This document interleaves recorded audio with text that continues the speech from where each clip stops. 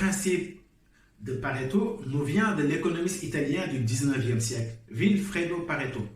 Alors, Vilfredo Pareto, il avait étudié la répartition des richesses en Italie. Il avait constaté que moins de 20% de la population détenait plus de 80% des richesses du pays. Alors, ce principe de 20-80 est plus qu'une constatation ponctuelle. C'est une régularité statistique qui se retrouve dans de nombreux domaines. Si vous prenez des exemples sur les entreprises, vous pouvez aisément voir que moins de 20% des efforts fournissent plus de 80% du résultat.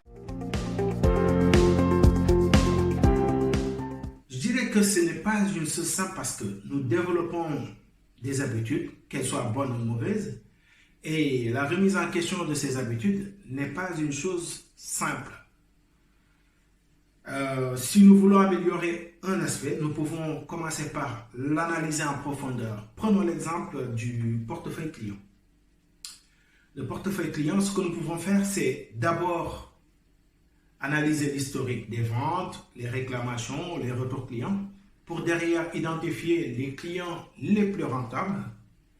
Ensuite, nous construisons un ou des modèles de persona qui partent de ces segments les plus rentables et nous concentrons l'effort de développement sur ces clients les plus rentables et nous adaptons l'effort de prospection sur des prospects qui se rapprochent le plus de ces segments. Développer des routines.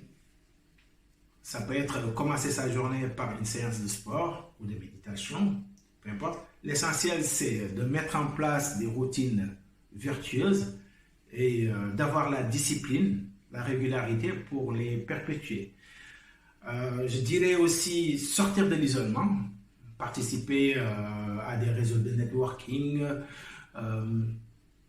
s'entourer de pairs, P-A-I-R-S,